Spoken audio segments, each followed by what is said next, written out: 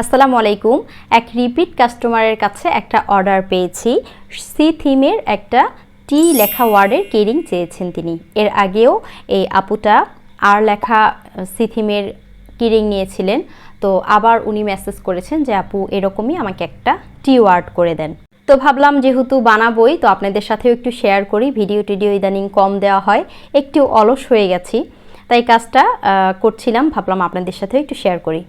একটা নতুন কাস্টমারের কাছ থেকে অর্ডার নেওয়ার চেয়ে পুরাতন ক্লায়েন্ট বা আপনার যে রিপিট কাস্টমার আছে তার কাছ থেকে অর্ডার নেওয়াটা কিন্তু একটা শান্তির বিষয়।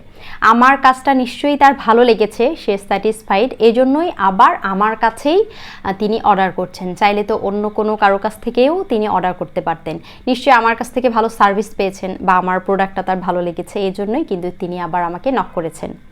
এই জন্য কিন্তু আমি আপনাদেরকে গত ভিডিওতে বারবার বলেছিলাম যে যাই কিছু হোক আপনার প্রোডাক্টের কোয়ালিটি যেন আপনি ঠিক রাখেন, তাহলে কাস্টমার অটোমেটিক কিন্তু আপনাকেই বারবার নক করবে। আর কোনো একটা প্রোডাক্ট দেওয়ার সাথেই কাস্টমারকে যত ছোটই হোক না কেন একটা গিফট দেওয়ার চেষ্টা করবেন, সেটা যতই ছোট হোক না কেন। একটা যদি 5 টাকা দামের চকলেটও হয় বা একটা 10 টাকা দামের চকলেট হয় বা আপনার রেজিন দিয়ে বানাচ্ছেন এমন আরও একটা কিছু যদি আপনি অ্যাড করে দিতে পারেন, সেক্ষেত্রে কিন্তু কাস্টমার খুশি হয়ে আপনার এই গিফটটার কথা মনে রাখবে এবং অর্ডার করার সময় আপনার কথাই আগে মনে করবে এবং আপনাকেই অর্ডারটা দিবে। এই আপুটা আমার কাছে আর লেখা যে সি থিমের কিরিং নিয়েছিল, তারপরে চুল পাঠিয়েছিল। উনি চুল দিয়ে কিন্তু পেন্ডেন্ট বানিয়ে নিয়েছিল, ওনার বেস্ট ফ্রেন্ডের জন্য একটা, ওনার জন্য একটা। মেবি ওনার ছিল চুলগুলো দুজনের জন্য দুইটা পেন্ডেন্ট বানিয়ে নিয়েছিল। আমি এখানে অল্প পরিমাণে রেজিন মিক্স করেছিলাম, মূলত যে শুধু এটাই করব, টিয়ের একটা কিরিং করব, বেশি লাগবে না। তো প্রথম দিকে যখন মিক্স করছিলাম খুবই অল্প পরিমাণ হয়ে গিয়েছিল, যেহেতু কাপের উল্টা সাইডে করেছিলাম। তো পরে আবার একটু বেশি করে রেজিন সেটার সাথে মিক্স করে কিন্তু দিয়ে দিলাম। আর এই যে সাদা কালারেরটা দিচ্ছি ঢেউয়ের মতো, এটা কিন্তু একটু পরে মানে যখন কালার ফুল দিয়েছি সাদাটা কিন্তু একটু পরে দিতে হয়। যদি আপনি কাঁচা থাকতে থাকতেই দেন সেক্ষেত্রে কিন্তু এটা ব্লেন্ড হয়ে যায়, বেশি পরিমাণে সাদা কালারটা দিতে হয়।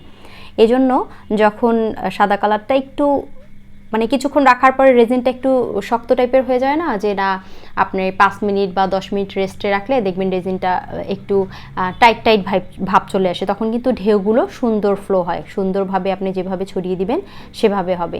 এই জন্য সাদা কালারটা একটু দেরি করে দিতে হয়। তো 24 ঘন্টা নিচের লেয়ারটা শুকিয়ে যাওয়ার পরে আমি উপরে একটু ঘাসের মতো অংশ দিচ্ছি আর একটা ছোট ঝিনুক দিয়ে দিয়েছি, যেন এটা একদম সি থিম আর দেখতে অনেক সুন্দর লাগে। এরপর উপরের একটা লেয়ার দিলাম, লেয়ারটা যেন একদম সুন্দর ফুলে ওঠে এই দিকে খেয়াল রাখতে হবে। এমন দিবেন না যেন নিচের দিকে একটু কম থাকে, গর্তর মতো থাকে, তাহলে কিন্তু দেখতে ভালো লাগবে না, দেখা যাবে নেক্সট টাইম আবার আপনাকে 24 ঘন্টা পরে আবার এক লেয়ার দিতে হবে। এই জন্য সেকেন্ড লেয়ারেই চেষ্টা করবেন একটু উঁচু করে দিতে। এই দেখেন আমার 24 ঘন্টা পরে দেখাচ্ছি, এমনভাবে উঁচু করে দিয়েছি যেন এখানে আর কোনো লেয়ার দিতে না হয়, আর দেখতেও কত সুন্দর হয়েছে। তো সাইড দিয়ে একটু অংশ বের হয়ে আছে, তো সেগুলো আমি কাটারের সাহায্যে সুন্দর করে শার্প করে দিব যেন এগুলো হাতে না লাগে। অনেক সময় কিন্তু এগুলো হাতে লাগে হাত কেটেও যায়, এজন্য একটু ফিনিশিংয়ের সহিত সুন্দর করে এটা আমাদের কেটে দিতে হবে। যারা রেজিনের কাজ শুরু করতে চাচ্ছেন কিন্তু ভয়ে ভয়ে পাচ্ছেন না, অনেকেই মনে করে যে রেজিনের মানে প্রোডাক্ট বানাতে অনেক বেশি খরচ হয় বা বিজনেস শুরু করতে অনেক বেশি খরচ হয়। আসলে কথাটা সম্পূর্ণ ভুল। রেজিনের আপনি 2000 থেকেও শুরু করতে পারেন বা 3000 টাকা দিয়েও কিন্তু আপনি রেজিনের বিজনেসটা শুরু করতে পারেন। আমি সাজেশন দিব আপনি 1 কেজি রেজিন কিনবেন এবং 2-1টা মোল্ড কিনবেন, যেগুলো হচ্ছে ছোট ছোট, যেমন এই অ্যালফাবেট মোল্ডগুলো কিনতে পারেন বা জুয়েলারির যে ছোট ছোট মোল্ড আছে বা বড় একটা মোল্ড কিনলেন, সেটা দিয়েই কিন্তু আপনি আপনার হাত পাকা করতে পারেন। আপনি কি শুরুতেই যে অনেক দামি দামি মোল্ড কিনতে হবে, কিনে প্র্যাকটিস করতে হবে, সেটা কিন্তু না।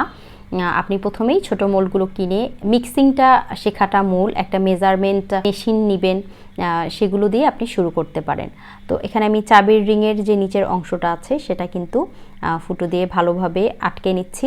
আর এটা লাগানোর সময় অবশ্যই সবগুলো যে ছোট ছোট অংশ মানে রিংগুলো আছে সেগুলো একটু টাইট দিয়ে দিবেন, কারণ আমরা যখন এটা দোকান থেকে কিনে অনেক সময় দেখা যায় কোনোটা লুজ থাকতে পারে, এজন্য হারিয়েও যেতে পারে।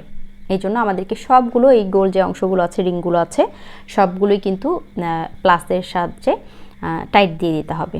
আর একটা কথা বলি, একটা ভিডিও বানাতে কিন্তু অনেক কষ্ট হয়, ভয়েস দিতে হয়, এডিট করতে হয়, ভিডিও তো বানাতেই হয়। আপনারা যদি একটা লাইক কমেন্ট না করেন সেক্ষেত্রে কিন্তু আমি উৎসাহ পাই না নতুন ভিডিও নিয়ে আসার জন্য। এই জন্য অবশ্যই যদি নতুন ভিডিও দেখতে চান রেজিন সম্পর্কিত, তাহলে অবশ্যই একটা লাইক, একটা কমেন্ট করে যাবেন, তাহলে ইনশাল্লাহ অবশ্যই আমি আপনাদের জন্য নতুন ভিডিও নিয়ে আসবো। বাহিরে বৃষ্টি পড়ছিল, তো সেই সময়ই বাহিরে রেখে একটা ছবি তুলে নিলাম।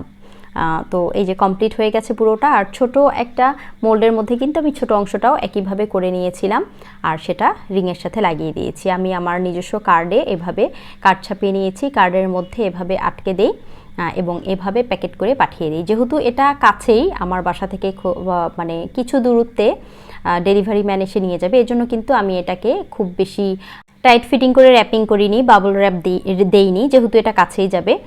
তো এই জন্য এভাবে একটা গিফট সহ হাতের ব্রেসলেটটা গিফট হিসেবে আপুকে পাঠিয়ে দিলাম। যেহেতু উনি আমার রিপিট কাস্টমার, এই জন্য আমি তাকে ভালোবেসে এটা একটা গিফট করলাম। এই কাগজের খামটাও কিন্তু আমি নিজ হাতেই বানিয়েছি। আর সবচেয়ে মজার বিষয় হচ্ছে আপু পার্সেল পেয়ে গেছেন এবং আমাকে থ্যাংক ইউ লিখে একটা মেসেজও পাঠিয়ে দিয়েছেন।